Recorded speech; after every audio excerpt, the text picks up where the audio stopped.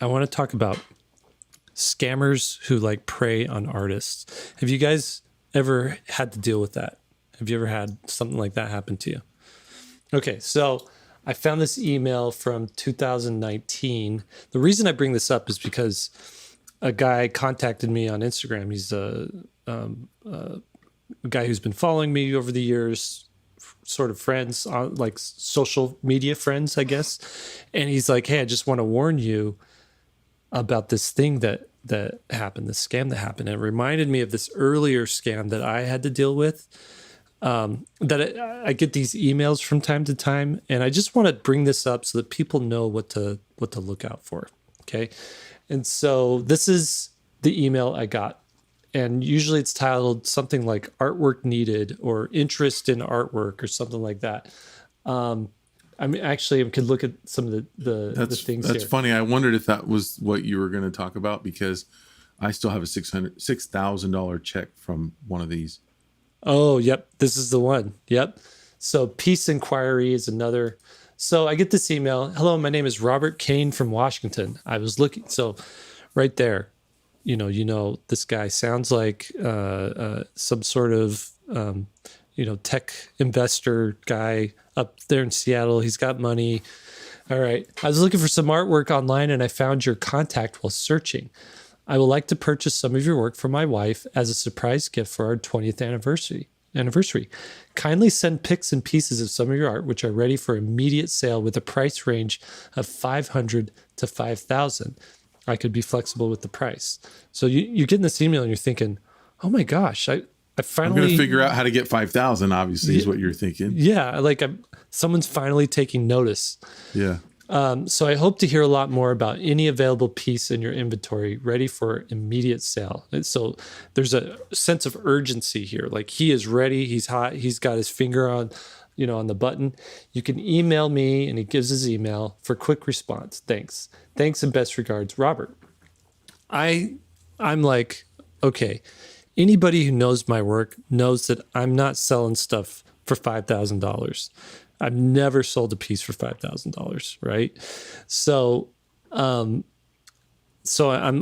think it's a little fishy. Also, whose wife is cruising through my website saying, "Hey, I'd like to buy this, original Rocket Raccoon page for my anniversary," right? Like, well, even that though would be a little less fishy, because there's some specificity there.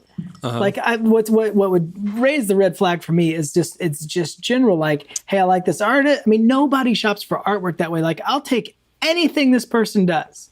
Right. You know what I mean? It's just totally generic. So not specific. So then I replied, "Thank you for your interest. I have a bunch of different styles and pieces. Perhaps you could send me a link to something that I've done that looks like something your wife would like, and then I can see if I have something like that available." And so he replies and says, "Send me any picture and price for the ones you've got. Then I can select." And I said, "Nope, you pick. Here's my website and Instagram." And he never followed up. And that's where it ended.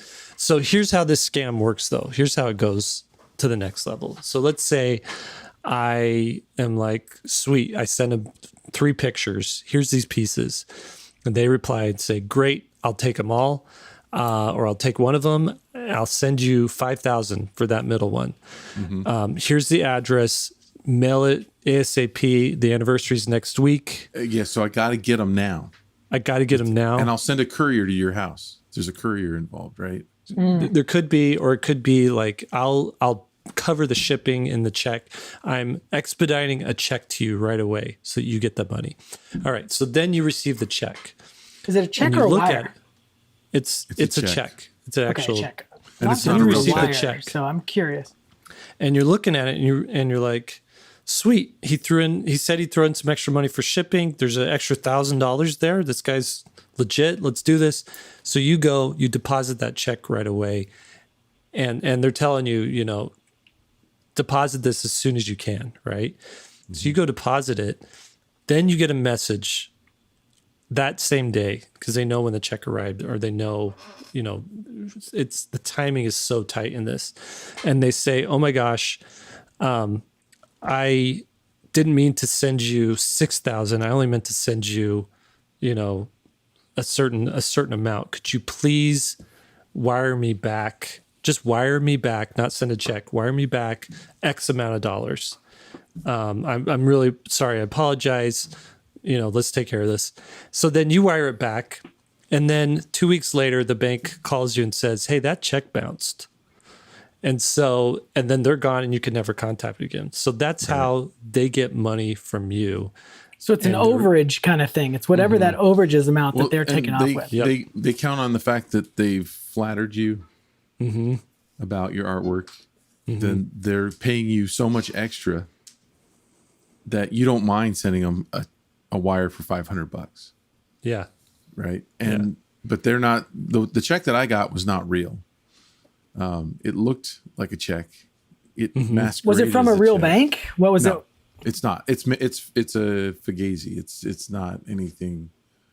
Right. So anyway, the one I'll tell you really quick. I have a friend, my friend Wayne. He gets these, and for a while he would scam them back, which was a waste of his time, but he would do it it's worth it. Just to mess with them. So what he would do is, because they FedEx. No, here's why it's good, because any time you waste of theirs is time taken away from scamming other people. True. So, well, what he would do is he would say, okay, yeah, send me the check. And he knows it's going to be bogus. He gets them excited.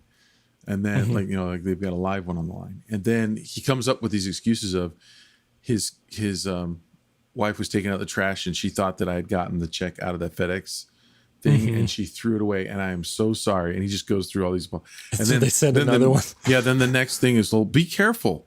It cost us money to send FedEx, and so he's like, I will, I'm sorry. So they send another one. And he's actually gotten 3. He's been so really good. Like I love of the Wayne. time you can only get 2. So anyway, you know what? You and Wayne should start a podcast. That would be hilarious. Wayne has we'd get arrested. So many stories. That's true. That's true.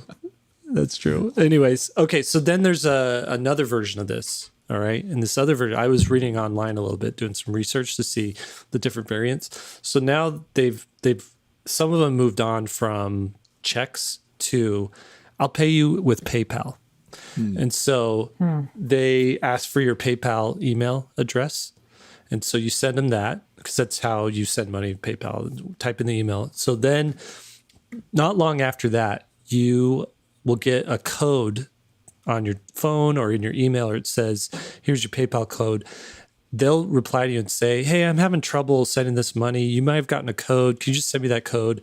What that code is for a password reset. And what they're doing is they're logging in. I forgot my password.